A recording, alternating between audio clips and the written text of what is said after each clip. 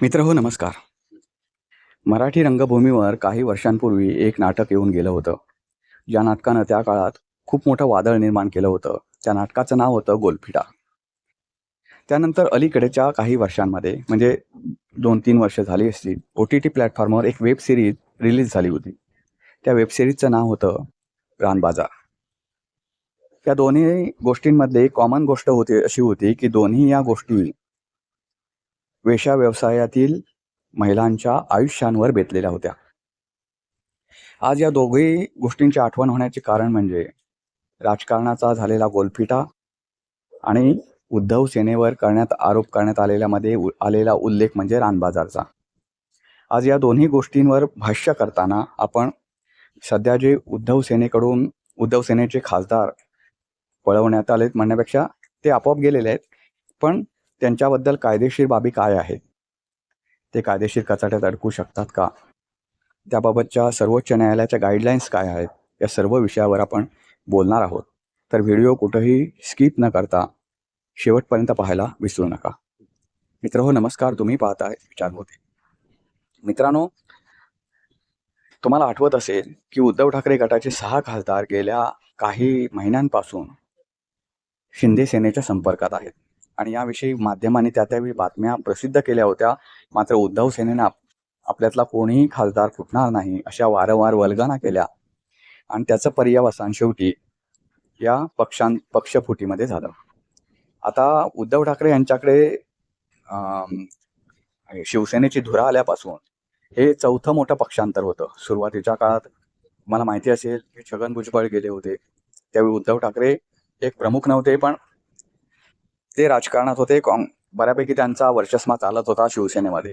तर ते पहिलं छगन भुजबळ, त्यानंतर उद्धव सेनेकडे कार्याध्यक्षपद दिलं आणि पहिलं जे कोण फुटलं असेल तर नारायण राणे. त्यांच्या बरोबरीनं काही दिवसांनीच किंवा काही महिन्यांनीच राज ठाकरे फुटले. त्यानंतर बऱ्याच वर्षामध्ये गॅप गेला. त्यानंतर एकनाथ शिंदे फुटले आणि आता हे 6 खासदारांचं बळ जे आहे ते फुटलंय.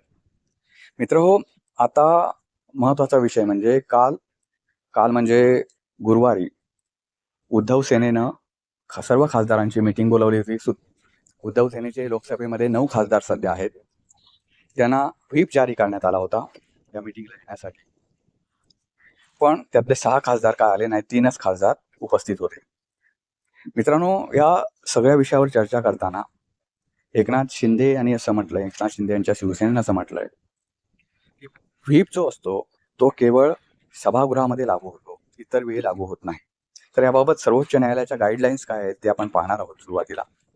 तर सर्वोच्च न्यायालयाने 1994 मध्ये एका प्रकरणात निर्णय देताना असं सांगितलं होतं की निवडून आलेले लोकप्रतिनिधी ज्या पक्षाच्या बळावर, ज्या पक्षाच्या चिन्हावर निवडून येतो, त्याला कुठल्याही सभागृहात असेल, म्हणजे त्यांच्या सभागृहात असेल किंवा सभागृहाच्या बाहेर असेल, त्यानं पक्षाच्या विचारांशी बांधिलकी असणं गरजेचं आहे. त्याची प्रतारणा तो कधीही करत असेल, म्हणजे समजा पक्षांतर्गत मीटिंग बोलावली असेल आणि तिथे मुद्दामून येत नसेल, दुसऱ्या पक्षाच्या विचारधारेशी, म्हणजे एका पक्षात राहतोय आणि विचारधारा दुसऱ्या पक्षाची वाहतोय, असं जर असेल आणि त्या संदर्भातल्या कुठल्याही मीटिंगला व्हीप काढण्यात आला, तो अधिकृत बजावण्यात आला, तर तो व्हीप संबंधितांना लागू होतो. अशा सर्वोच्च न्यायालयाच्या गाईडलाईन्स आहेत.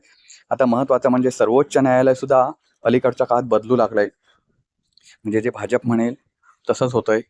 त्यामुळे अशा सर्वोच्च न्यायालयाच्या जर गाईडलाईन्स असल्या 1994 मधल्या निर्णयानुसार, तरी सुद्धा आताचं भाजप सरकार आणि आताचं सर्वोच्च न्यायालय ते कितपत पाळेल हे मला माहीत नाही.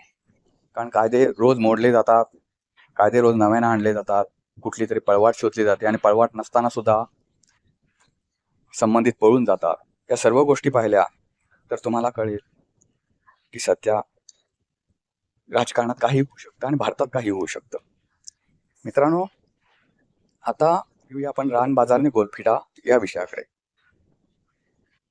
काल संजय राऊत यांनी पत्रकार परिषद घेतली आणि त्या पत्रकार परिषदेत असं सांगितलं की सध्याच्या राजकारणात चाललेलं आहे ते पाहिलं की असं वाटतं की भारताचा अख्खा गोलफिटा झालाय आणि या गोलफिटाचं केंद्र हे महाराष्ट्र आहे असं दुर्दैवानं म्हणावं लागतं.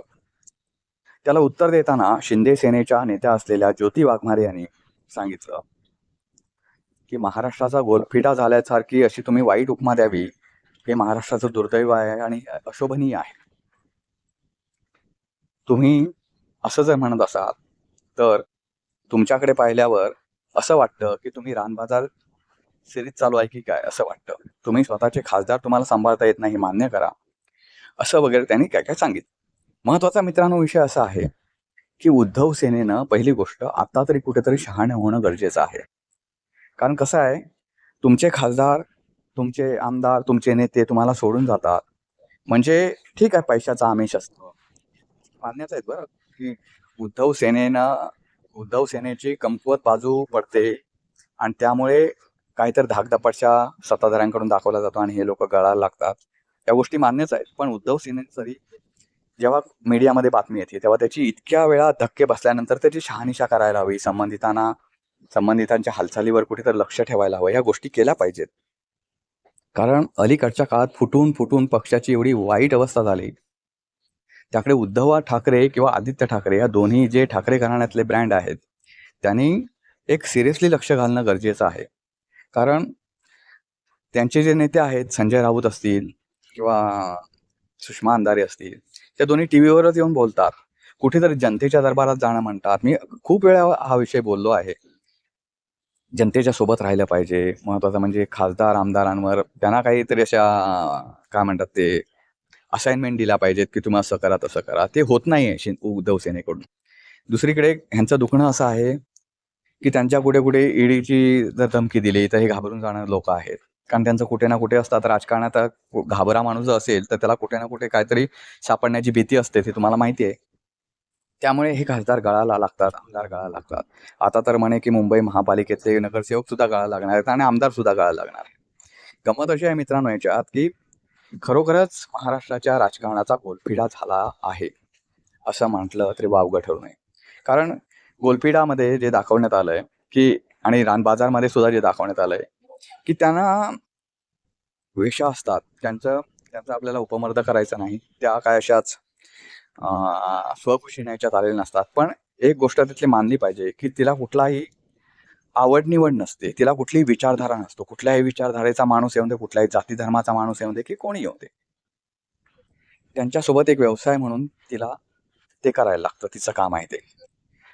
सेम राजकारणात तसं सुरू आहे. राजकारणात सेम सुरू आहे.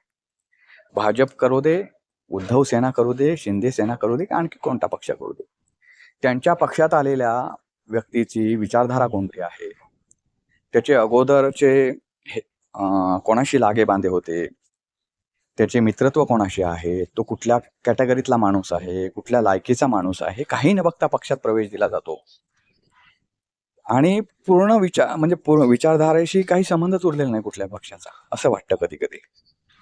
त्यामुळे गंमत अशी आहे, प्रत्येक पक्षाचं दरवाजा म्हणजे एक धर्मशाळेचा दरवाजा झाला. धर्मशाळेमध्ये अन्नाचा पूर्वी धर्म केला जायचा.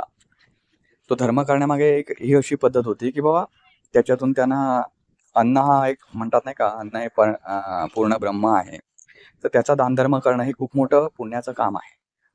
तर तसं हे राजकारणामध्ये अलीकडे झालंय. राजकारणाची धर्मशाळा झालेली आहे. कुठलाही विचाराशी बांधील की नाही, कुठल्याही कार्यकर्त्याशी बांधील की नाही, काही नाही. फक्त आपला व्यवसाय या लोकांनी थाटलेला आहे, दुकानं थाटलेली आहे. मित्रांनो, आपल्या महाराष्ट्राच्या राजकारणाबद्दल बोलायचं झालं तर हे दुसरं मोठं पक्षांतर आहे. म्हणजे उद्धव सेनेचं सरकार गडगडल्यानंतरचं हे दुसरं मोठं पक्षांतर आहे. पहिलं तर खूपच मोठं होतं, खूपच मोठा अनुभव होता तो, आणि आता हे दुसरं झालंय. कुठेतरी परिस्थिती जी येते प्रत्येकावरही येणार आहे. उद्या महाविकास आघाडीचं सरकार कधी ना कधी येईल, त्यानंतर ते सुद्धा याचा वचपा काढण्याची प्रश्न असा आहे की एखादी चूक आपल्याकडून झाल्यानंतर दुसरी चूक त्याच प्रकारची होणार नाही याची काळजी घेणं, याला माणूस म्हणतात.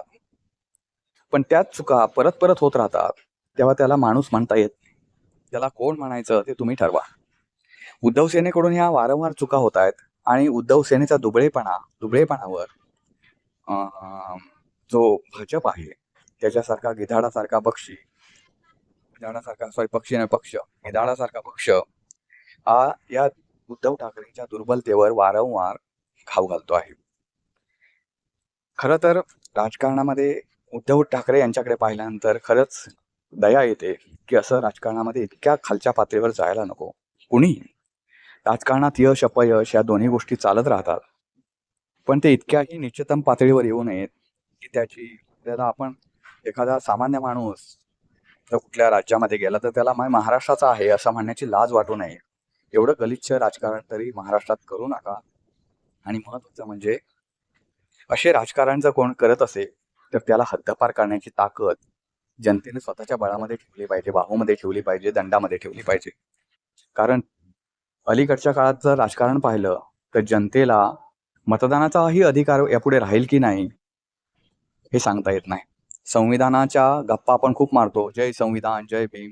याच्यामध्ये त्या एका पिढीला अडकवून ठेवलंय आणि ते काय संविधानचा रोज कसं कसं पायदळी तुडवतात हे तुम्हाला न सांगितलेलंच बरं. आता तुम्ही पाहतायच, आताचं काही वेगळं चाललेलं नाही. आणि या लोकांना जय संविधान वगैरे केलं, जय भीम म्हटलं, जय नमो बुद्धाय म्हटलं की त्यांचं भागतं. त्याच्या पलीकडे ते त्याच्या कोशाच्या बाहेर अजून येत नाहीत ते लोक. ते लोक म्हणजे सगळेच जनता मस्त त्यांच्या ऐशारामात राहिले आणि लोक त्यांच्यावर मजा मारतात, राजकीय लोक. मित्रांनो, तुम्हीच सांगा, महाराष्ट्राच्या देशाच्या राजकारणाचा पिढा झालाय की राग झालाय? तुमची मतं कॉमेंट बॉक्समध्ये नक्की कळवा. व्हिडिओ आवडला तर लाईक करा, शेअर करा, चॅनलला सबस्क्राईब करायला विसरू नका. पुन्हा भेटू पुन्हा एका अशा नवीन व्हिडिओ. तोपर्यंत नमस्कार.